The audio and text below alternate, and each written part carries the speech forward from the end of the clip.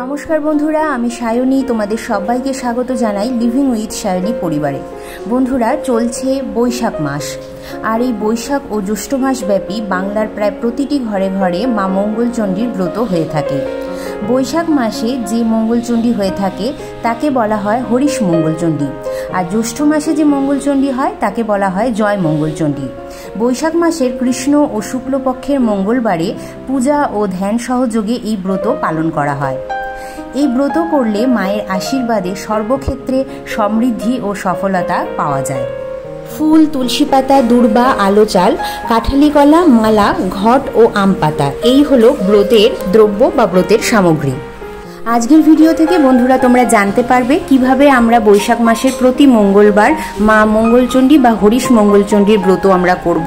তো চলো বন্ধুরা, দেরি না করে মূল পর্বে যাওয়া যাক।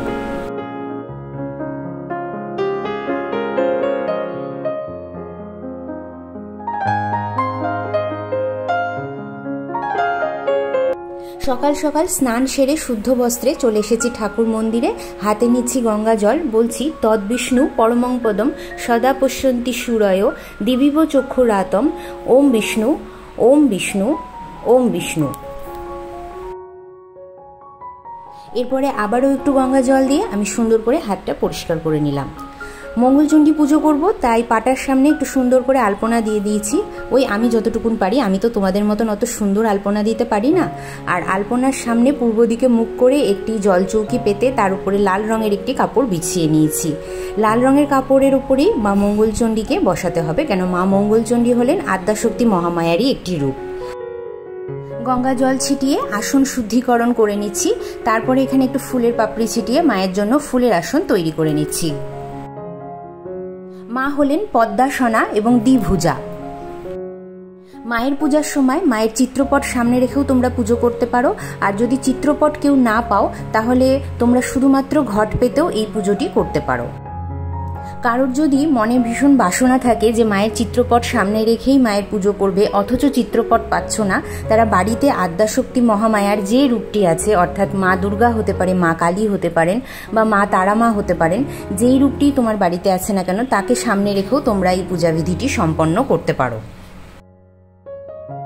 পূজা প্রারম্ভের আগে আমি এখানে অগ্নিদেবকে আবাহন করে নিচ্ছি।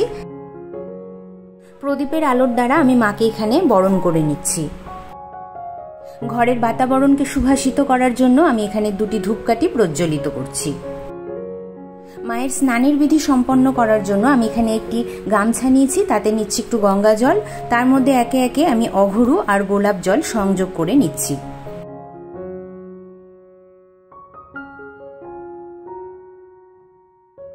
মায়ের সিঁথিতে এবং শাখা নোয়া পলাতে আমি সিঁদুর অর্পণ করছি।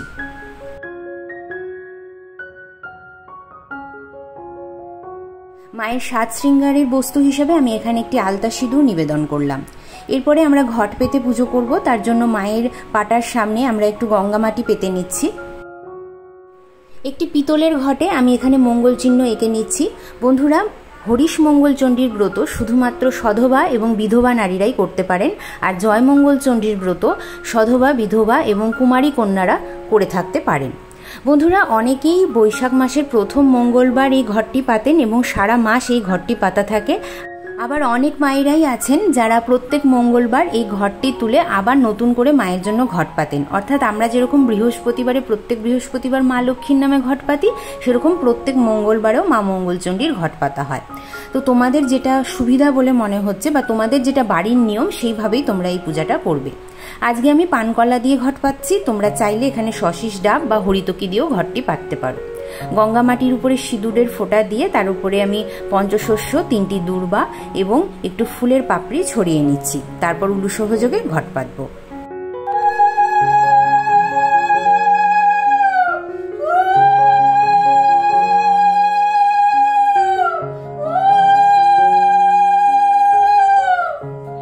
ঘট আচ্ছাদন হিসাবে আমি এখানে একটি নতুন গামছার ব্যবহার করেছি, তোমরা চাইলে চেলিও ব্যবহার করতে পারো।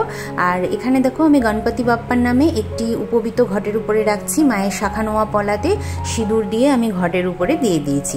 চাঁদমালাটা অপশনাল, তোমরা যদি কেউ না পাও তাহলে দিও না বন্ধুরা, তাতে কোনো অসুবিধা নেই। ঘটের ঠিক বাম পাশে আর আমার ডান পাশে আমি একটি জলশঙ্খ স্থাপন করছি। বন্ধুরা, যারা তোমরা শুধুমাত্র ঘট পেতে পুজো করবে তারা মায়ের স্নানের বিধি যেহেতু সম্পন্ন করতে পারছো না, তাই মায়ের চরণটা একটু ধুইয়ে দেওয়ার চেষ্টা করবে। জয় মা মঙ্গলচণ্ডী বলে মায়ের চরণ গঙ্গা জল দিয়ে 3 বার ধুইয়ে দেবে। মায়ের পুজোতে যেই ফুলগুলি লাগে সেগুলো হচ্ছে জবা ফুল, এছাড়াও তুমি মরশুমি কিছু ফুল নিতে পারো। পদ্ম ফুল লাগে মায়ের পুজোতে, এবং তুলসী পাতা, বেলপাতা, দূর্বা এগুলো সবই লাগে। তোমরা যতটুকুন জোগাড় করতে পারছো বন্ধুরা ততটুকুনি করবে। কোনো ফুল যদি তোমরা জোগাড় করতে না পারো তার মানে এটা নয় যে তোমরা মায়ের পুজো করতে পারবে না। মায়ের পুজোতে অবশ্যই লাল চন্দন বা রক্তচন্দন লেগে থাকে, তাই আমি এখানে একটু লাল চন্দন বেটে নিচ্ছি। মায়ের ললাটে আমি এখানে লাল চন্দনের তিলক করেছি। জয় মা মঙ্গলচণ্ডী বলে আমি 3 বার মাকে তিলক করিয়ে নিচ্ছি। যারা শুধুমাত্র ঘট পেতে পুজো করবে তারা ঘটের মধ্যে মাকে তিলক করাবে লাল চন্দন দিয়ে, ঠিক এইভাবে জয় মা মঙ্গলচণ্ডী বলে। একটি লাল চন্দন সহযোগে মালা আমি মায়ের গলায় পরিয়ে দিচ্ছি। ঘটে দেবদেবীর প্রাণ প্রতিষ্ঠা থাকে, তাই ঘটের মধ্যেও আমি একটি লাল রঙের জবা ফুলের মালা পরিয়ে দিলাম। একটি পান পাতার উপরে একটি সুপুরি এবং নতুন সিঁদুরের একটি কৌটো মায়ের কাছে রাখতে হয়। ব্রতকথা পাঠ করার পরে যে কজন সধবা থাকে তাদেরকে এই সিঁদুরটা পরিয়ে দিতে হয়, আর এই পান সুপুরিটি কোনো একজন সধবাকে দিয়ে দিতে হয়। আর যদি কোনো সধবা তোমরা না পাও তাহলে যিনি পুজো করেন অর্থাৎ যে ব্রতী থাকেন তিনি এই পান সুপুরিটি খেয়ে থাকেন। তো আমিও এখানে সেইভাবেই মায়ের চরণের কাছে একটি তাম্বুল, একটি সুপারি এবং একটি সিঁদুরের কৌটো রাখছি। অনেকে এই সিঁদুরটা তেল সিঁদুর দিয়েও গুলিয়ে দেন, অনেকে আবার নতুন সিঁদুরের কৌটো রাখেন।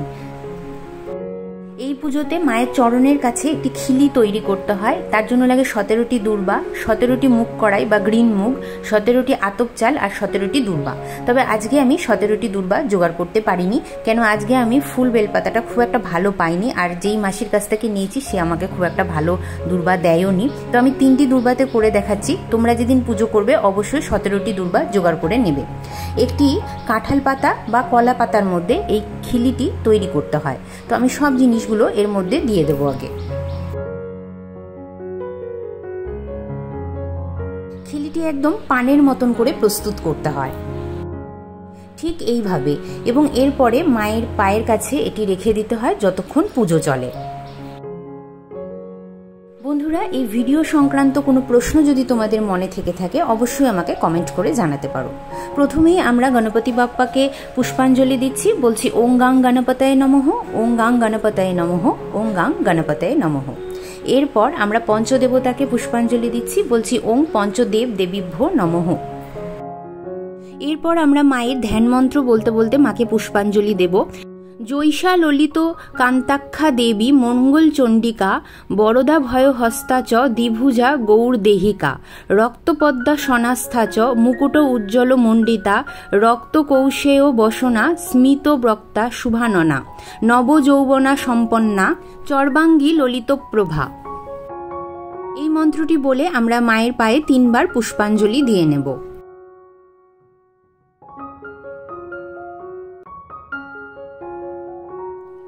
ওম সর্বমঙ্গল মাঙ্গল্যে শিবে সর্বার্থ সাধিকে শরণ্যে ত্রম্বকে গৌরী নারায়ণী নমস্তুতে। এরপর আমি মায়ের ভোগটা সাজিয়ে নেব। ভোগে যেটা মূলত দিতে হয় মাকে সেটা হচ্ছে সাবুর নৈবেদ্য। যেহেতু এই দিন ব্রতীরা চাল বা অন্ন গ্রহণ করেন না, তাই জন্য এই দিন সাবু দিয়ে একটি নৈবেদ্য প্রস্তুত করা হয়, যা মায়ের মূল ভোগ বলে মান্য করা হয়। এছাড়াও আমরা মিষ্টান্ন কিছু দিতে পারি, আর দেব অঙ্কুরিত ছোলা আর গুড় চানার ভোগ যেটাকে বলা হয়। বন্ধুরা, তোমরা মা মঙ্গলচণ্ডীকে অন্য আর কিছু দাও না দাও, এই সাবুর নৈবেদ্য আর এই ছোলা আর গুড়ের ভোগটা অবশ্যই দেবে, এটাই মায়ের কিন্তু মূল ভোগ। এছাড়াও আমি এখানে কিছু মৌসুমি ফলও মায়ের কাছে নিবেদন করছি। তোমরা 3, 5, 7 যেরকম পারো সেরকম মৌসুমি ফল অবশ্যই দেবে, আর কুচিয়েও দিতে পারো বা গোটা ফল হিসাবেও দিতে পারো। ভোগ হয়ে যাওয়ার পরে এগুলো তোমরা নিজেরা গ্রহণ করতে পারো।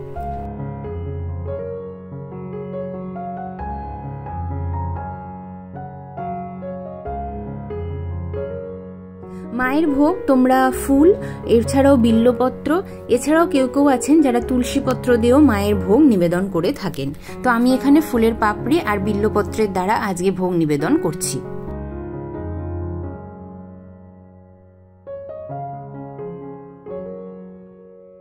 ভোগ নিবেদনের পরে আমরা মায়ের মঙ্গল আরতি শুরু করব।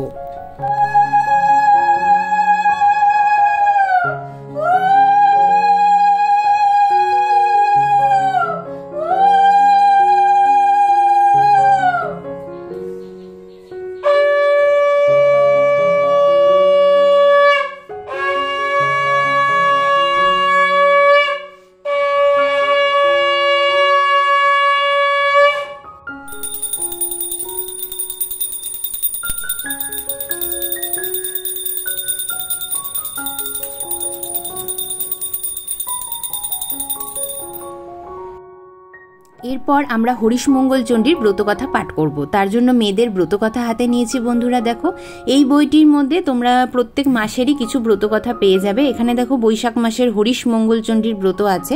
এবার আমরা এই ব্রতকথাটি পাঠ করতে শুরু করব। আর ব্রতকথা পাঠের আগে হাতে অবশ্যই একটু বিল্লপত্র আর ফুল নিয়ে নেব। তোমরা দূর্বা আর ফুল নিয়েও ব্রতকথা শুনতে পারো। এক গ্রামে এক গোয়ালা বউ সেই গ্রামেরই এক ব্রাহ্মণীর সঙ্গে সই পাতিয়েছিল। এদের মধ্যে ভাবও ছিল খুব। প্রত্যেকবার বৈশাখ মাসে ব্রাহ্মণী হরিশমঙ্গল চণ্ডীর ব্রত করত আর গয়লা বউ তার ব্রত করা দেখত।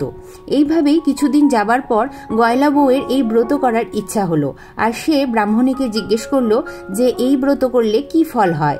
ব্রাহ্মণী তার কথার উত্তরে বলল যে এই ব্রত করে জীবনে কখনো তার চোখ দিয়ে জল পড়ে না, উল্টে তার সারা জীবন কেটে যায় খুব সুখ আর আনন্দে। গয়লা বউ আর আনন্দ ধরল না। সে ধরে বসলো ব্রাহ্মণীকে আর বলল যে সেও এই ব্রত করতে চায়। ব্রাহ্মণী গয়লা বউকে অনেক বোঝালেন। তিনি বললেন, তুমি পারবে না সই, এই ব্রত করা খুবই কঠিন। কিন্তু গয়লা বউ তার কোনো কথাই শুনতে চাইল না। শেষ পর্যন্ত ব্রাহ্মণী বাধ্য হয়ে তাকে ব্রতের সব কথা বলে দিল। এরপর বৈশাখ মাসে পড়ার সঙ্গে সঙ্গে গয়লা বউ এই হরিশমঙ্গল চণ্ডীর ব্রত করতে আরম্ভ করলো।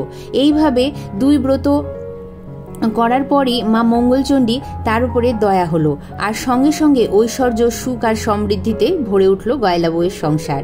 এর আগে গয়লা বউ খুবই গরিব ছিল। এখন তার ধন দৌলত হওয়ার ফলে সে কেমন যেন ব্যতিব্যস্ত হয়ে পড়ল। সে আর সহ্য করতে পারল না তার অবস্থা, এই পরিবর্তন। এখন খানিক কাঁদবার ইচ্ছে হলো তার, কিন্তু যার এত ঐশ্বর্য তার কান্না আসবে কিভাবে। শেষে গয়লা বউ আবার গিয়ে ব্রাহ্মণীকে ধরে বসলো, বলল, বলো সই, আমি আর এই সমস্ত কিছু সহ্য করতে পারি না, ইচ্ছে হচ্ছে খুব কাঁদি, কিন্তু তুমি আমায় বলে দাও সই, আমি কি করে খানিকটা কাঁদতে পারবো। গয়লা বউয়ের কথা শুনে ব্রাহ্মণী একেবারে আশ্চর্য হয়ে গেল। তিনি বললেন, সে কি সই, তুমি কাঁদবে কেন, তোমার এত সুখের সংসার। গয়লা বউয়ের তখন পাগলের মতন অবস্থা। সে বলল, আমি কাঁদতে না পারলে বাঁচবো না সই, তুমি আমাকে বলে দাও কি করলে আমার কান্না আসবে। সইয়ের কথা শুনে ব্রাহ্মণী চিন্তিত হয়ে পড়ল। কি বলবে ভেবে সে পেল না। এমন সময় তার চোখে পড়ল দূরে একটা চাষের ক্ষেত, সেখানে অনেক লাউ আর কুমড়ো ফলেছে। ব্রাহ্মণী গয়লা বউকে বলল, যাও সই, ওই খেতে যাও আর লাউ আর কুমড়োগুলোকে ফেলে ওখানেই নষ্ট করে দাও, তাহলেই চাষা খুব রেগে যাবে আর তোমায় গালমন্দ দেবে, তাহলেই তুমি কান্না করতে পারবে। সইয়ের কথা শুনে গয়লা বউ তক্ষুনি ক্ষেতের ভিতরে ঢুকে গাছগুলিকে ছিঁড়ে খুঁড়ে চলে আসলো। কিন্তু এতে কাজ হলো না, বরং উল্টো ফল হলো। মা মঙ্গলচণ্ডীর দয়ায় আবার সবকিছু সতেজ হয়ে উঠল। চাষাও আনন্দে খুব খুশি হয়ে উঠল। গয়লা বউয়ের কাছে গিয়ে সে বলল, মা, তোমার হাতের ছোঁয়া লেগে আমার মরা গাছগুলি আবার জ্যান্ত হয়ে উঠল, তুমি সাক্ষাৎ মা লক্ষ্মী। এর ফলে গয়লা বউয়ের কাঁদার আর সুযোগই হলো না। সে তার সব কথা জানালো। ব্রাহ্মণী বুঝলো যে এই সবই মা মঙ্গলচণ্ডীর দয়া। তিনি তখন গয়লা বউকে বলল, দেখ সই, ওই দূরে পাহাড়ে রাজার হাতিটা মরে পড়ে আছে, তুই ওখানে গিয়ে গলা জড়িয়ে কান্নাকাটি কর, তাহলে রাজার লোকরা ভাববে তুই হাতির দাঁত চুরি করতে গেছিস, আর তখনই তোকে মারধর করবে, আর তখন তোর কান্না পাবে, তুই কান্না করবি। কিন্তু এবারও কাজ হলো না। গয়লা বউ হাতিটিকে জড়িয়ে ধরতেই হাতিটি বেঁচে উঠল। এই দেখে রাজার লোকরা একেবারে অবাক হয়ে গেল। রাজাকে তার কথা জানালো। রাজা সবকিছু শুনে তাকে ধনরত্ন দিয়ে পুরস্কৃত করলেন। এবারও কোনো কাজ হলো না। ব্রাহ্মণী দেখে বুঝলো এসবই মা মঙ্গলচণ্ডীর দয়া। ব্রাহ্মণী তখন বলল, দেখ সই, এই কাজে যখন কাজ হলো না তখন বিষের নাড়ু তুই তৈরি কর, মেয়ের বাড়িতে পাঠা, তা খেয়ে সবাই মরে যাবে আর তুই তখন কাঁদতে পারবি। সইয়ের কথা মতন বউ তাই করলো। মা মঙ্গলচণ্ডীর দয়ায় বিষের আর নাড়ু অমৃত হয়ে গেল। মেয়ের বাড়ির লোকরা সবাই খেয়ে খুশি আর গয়লা বউকে ধন্য ধন্য করতে লাগলো। গয়লা বউ মা মঙ্গলচণ্ডীর ব্রতের দয়াতে এই সব কিছু হচ্ছিল।